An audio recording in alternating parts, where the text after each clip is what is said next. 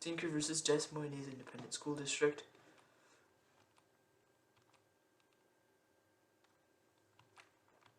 Background.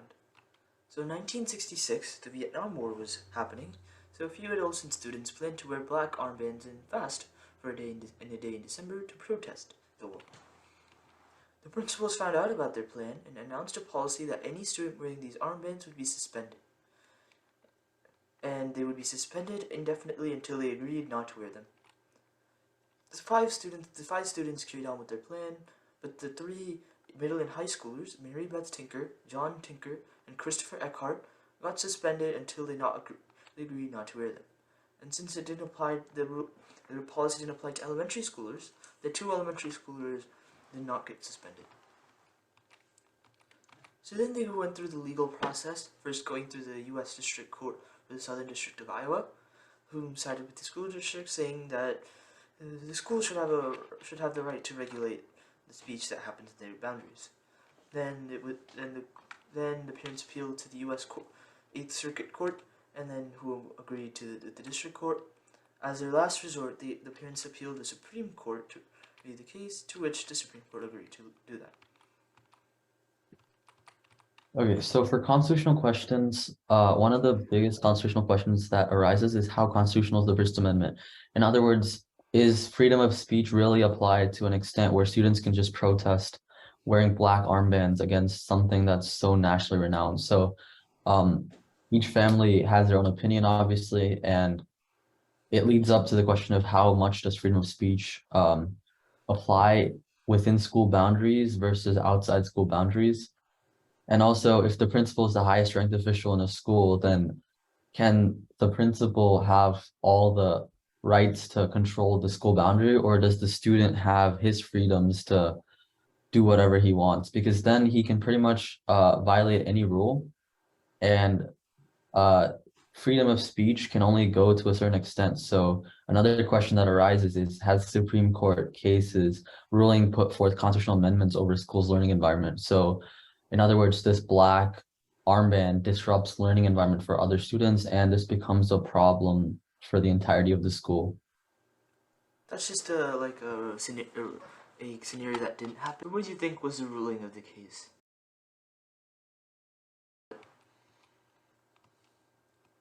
Okay, the Supreme Court ruled in favor of Tinker 7-2. So the majority stated that armbands was a form of speech, but they decided that against the school, and they decided that it didn't really interfere with the student's education. So what do you think the caveat was?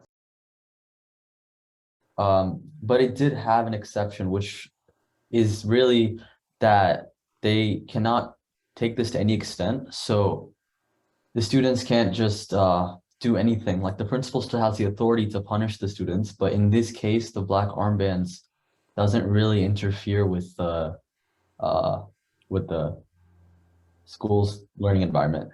And there's a similar case. It's called West Virginia State Board of Education versus Barnett in 1943. And it ruled that the government could not require people to express ideas that they disagree with. So in this case, the family they expressed their protest against the Vietnam War, but they cannot, by saying that they can't do this, it's like saying that you're forcing them to agree with the Vietnam War, which you can't really tell them what to do. So Also, it should be noted that in the school there were other forms of protest, like Nazi bands, and the school didn't really just do anything about them. They only did something. They only made a policy for the black armbands. So Abe Fortas wrote the majority opinion. Certainly, where there is no finding and no showing that engaging in the forbidden conduct would materially and substantially interfere with the requirements of appropriate discipline in the operation of school, the prohibition cannot be sustained. Basically, what it's saying is that if it doesn't interfere with appropriate discipline in the school, then and if it doesn't affect that, then the rule is illegal, pretty much. And First Amendment rights, applied in light of the special characteristics of the school environment, are available to teachers and students. It can hardly be argued that either students or teachers shed their constitutional rights to freedom of speech or expression at the schoolhouse gate.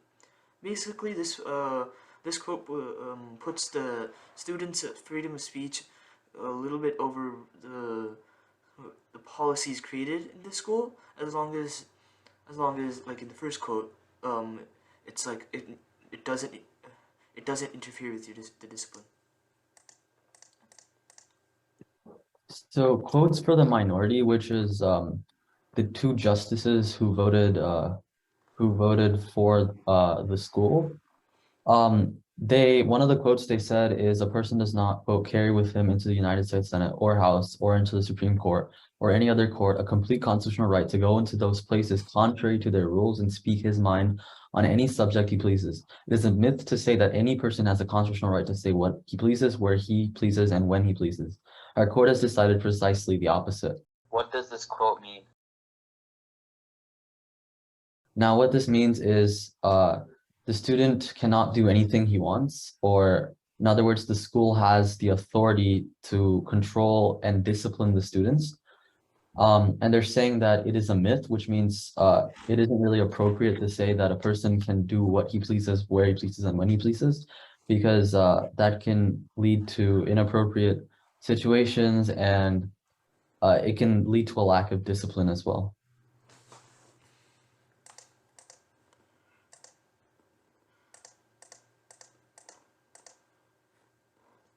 So the rationale and significance is that the Supreme Court values the First Amendment over the school's rights, and the students have a say in what they want to do. And in addition to the First Amendment, the 14th Amendment is also significant in this case. Okay, I'm just gonna barge in, but which part of the 14th Amendment is most significant in this case? It's the due process clause. Property without due process of law. And what this is saying is, again, the students cannot be deprived of any rights. So wearing black armbands, they can't really tell a student not to do that because there's really nothing wrong with that, or in other words, it doesn't really affect the learning environment. And then the First Amendment also establishes freedom of speech, and the Supreme Court supports the students' parents who believe that school officials have violated the First Amendment.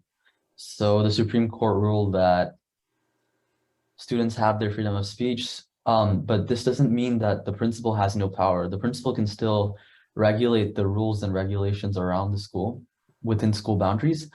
And it's also good to know that 7-2 is a pretty strong majority. So that means 7 justices voted against the school and 2 justices voted for the school. And this emphasizes the importance of freedom of rights and maintaining it almost 50 years after the case itself was ruled. So to this day, if we have freedom of speech, then it's one of the most significant cases that leads up to this is this case. And this ruling has been controversial, with many supporting it and many against it, because obviously you have to have the right to do what you want, but at the same time, the school should be able to enforce its rules. And yeah, to this day, it's remained foundational in developing the power of freedom of speech. So it's led up to the, well, it's been maintained over all these years because of this ruling. And it's been partially diminished by future rulings, such as So similar cases. Bethel School District number 403 versus Fraser in 1986. Basically, a student named Fraser gave a vulgar speech in that district and in Washington, and then he was suspended for this. So then he went through the legal system, and then eventually came to the Supreme Court. The Supreme Court ruled that school officials do have the right to prohibit students from giving inappropriate speeches. Another important similar case is Hazelwood School District versus Colmere in 1988. So a few people wrote some newspaper articles on teen pregnancy and divorce, and the school district removed them from the newspaper, through which then these 3 students sued the district, and when they went through the legal system, and then they were in the Supreme Court. The Supreme Court ruled 5-3 in the school for the school district, saying that the school sponsored the newspaper, so it had the authority to prevent select articles from publication because it was the one funding it.